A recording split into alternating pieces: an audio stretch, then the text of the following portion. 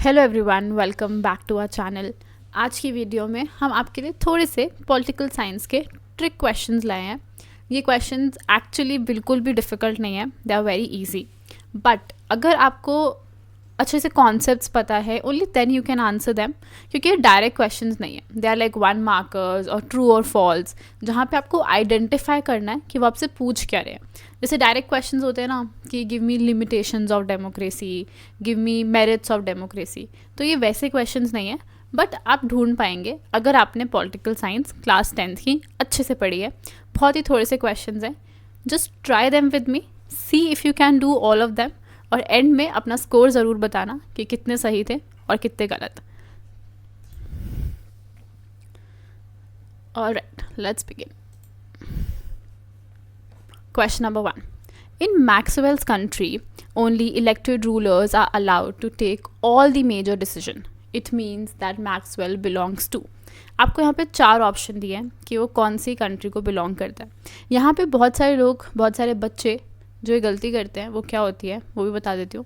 उनको लगता है कि ओनली, यहाँ पे ओनली लिखा है, तो ओनली मतलब कि आप बोल रहे हो कि सिर्फ कुछ ही लोग डिसीजन ले सकते हैं। बट वो क्या लिखा है, ओनली के साथ यहाँ पे एक मैजिकल वर्ड है विच इज़ इलेक्टेड, कि ओनली इलेक्टेड रूलर्स, सिर्फ वो ही क्या कर सकते हैं, डिसीजन ले सकते हैं। तो ऐसा कहाँ होता है, हमारे पास डेमोक्रेसी में होता है। इलेक्शंस कहाँ होते हैं, डेमोक्रेसी में। अथॉरिटेटिव में इलेक्शंस नहीं होंगे, मोनार्की में इलेक्शंस बिल्कुल भी नहीं होंगे, डिक्टेटर में इलेक्शंस अगेन नहीं होंगे। तो क्या है आपका राइट आंसर, डेमोक्रेसी। तो हमें यहाँ पे बिल्कुल भी कंफ्यूज नहीं होना। Okay, next question. Critics of democracy are most likely to agree with. ये बहुत ही ईजी क्वेश्चन है, बट प्रॉब्लम कहाँ आती है कि बहुत सारे बच्चों को क्रिटिक का मतलब नहीं पता होता। क्रिटिक का मतलब होता है कि आप किसी चीज़ को पसंद नहीं करते, you are not a supporter, rather आप उसमें फॉल्ट ढूंढते हो, तो उस इंसान को हम क्या बोलते हैं, क्रिटिक। और क्रिटिक ऑफ डेमोक्रेसी का क्या मतलब होगा कि you are not a supporter of democracy, और आप उसमें फॉल्ट ढूंढ रहे हो कि क्या गलती है क्या नहीं। तो इनमें से फॉल्ट क्या है, ठीक है, फॉल्ट ऑफ डेमोक्रेसी क्या है, डेमोक्रेसी इज़ ट्रांसपेरेंट। ये तो उसकी अच्छाई होगी ना कि हाँ डेमोक्रेसी बहुत ट्रांसपेरेंट है, the working is really transparent, so we don't really want this. What do we want, option B, democracy fell short on its tall claims. Short, I am sorry, short मतलब कि जो democracy के toll claims हैं, मतलब जो इतने बड़े बड़े क्लेम्स हैं, इतने बड़े बड़े वादे हैं, वो ठीक से निभा नहीं पा रही, कहीं ना कहीं हमेशा चूक जाती है। तो ये जिसको भी डेमोक्रेसी में फॉल्ट निकालना होगा वो ये फॉल्ट निकाल सकता है। Alright, question number 3। Democracy is good in practice but not in principal.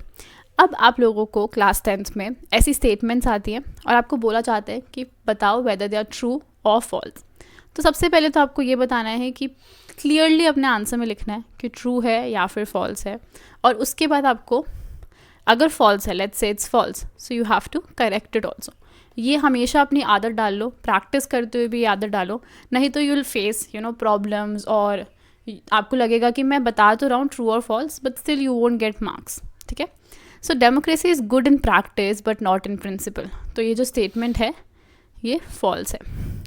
क्यों, क्योंकि इसका ऑपोजिट ट्रू है एक्चुअली, और वो क्या है, democracy is good in principle.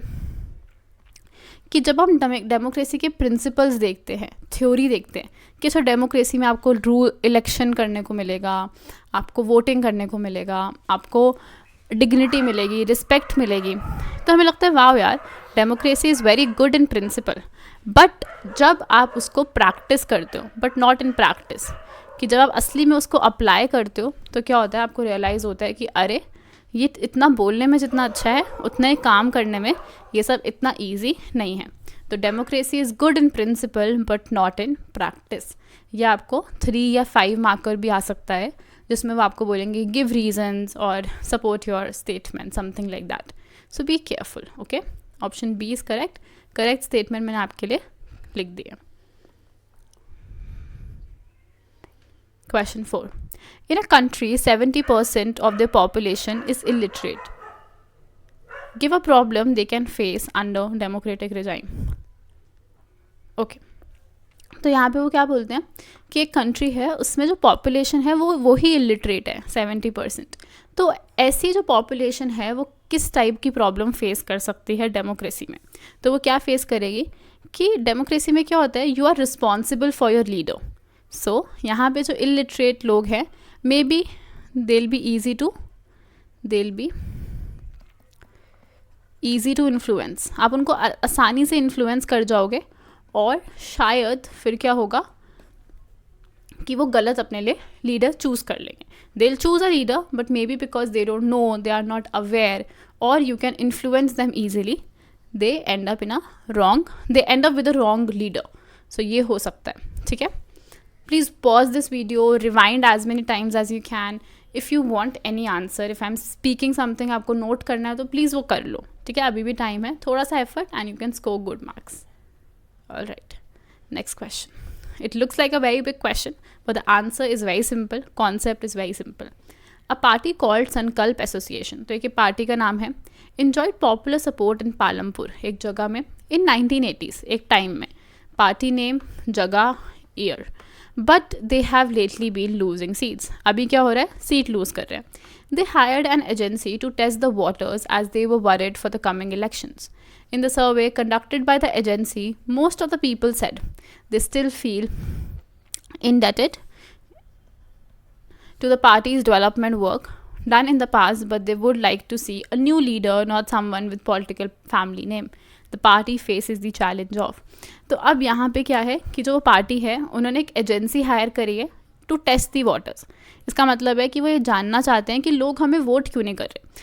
अक्सर होता है ऐसा कि जो पार्टीज़ हैं दे हायर एजेंसीज जो सर्वे करती हैं, सब कुछ करती हैं और उनको बताती हैं कि आजकल क्या सेंटिमेंट चल रहा है सोसाइटी में, लोग क्या देखना चाहते हैं, किस टाइप का लीडर देखना चाहते हैं. तो उन्होंने भी एक अपना एजेंसी हायर किया है, उन्होंने सर्वेज़ किए हैं. उस सर्वे में क्या पता चलता है कि लोग आज भी उस पार्टी से प्यार करते हैं. दे फील कि हाँ, पार्टी हमारे लिए बहुत इंपॉर्टेंट थी, बट अब उनको एक न्यू लीडर चाहिए क्योंकि ये पार्टी हमेशा पॉलिटिकल फैमिली वाला इंसान ले आती है. ठीक है, तो ये दिक्कत है. ये कौन सा चैलेंज है? Challenge of dynastic succession. कि आप किसी इंपॉर्टेंट लीडर को, किसी वर्दी लीडर को आप आने ही नहीं दे रहे हो अपनी पार्टी में. आप क्या कर रहे हो, आपका एक फैमिली नेम चल रहा है और वही फैमिली नेम आप आगे बढ़ाए जा रहे हो, चाहे आपका जो सन है या डॉटर है वो वर्दी है या नहीं. तो ये प्रॉब्लम है, डायनेस्टिक सक्सेशन की प्रॉब्लम है. Okay, so we are done with 5 questions. बहुत ही थोड़े क्वेश्चंस थे, बहुत ही आसान क्वेश्चंस थे. प्लीज़ अपना स्कोर ज़रूर बताइएगा कि क्या रहा और ज़रूर सब्सक्राइब करें क्योंकि ज्योग्राफी के भी ऐसे क्वेश्चंस हम लाने वाले हैं. और भी बहुत सारे क्वेश्चंस हैं क्योंकि ये तो काफ़ी सिंपल थे, but we'll get back with a lot of questions, lot of tricky one, lot of easy ones. So stay tuned. Thank you.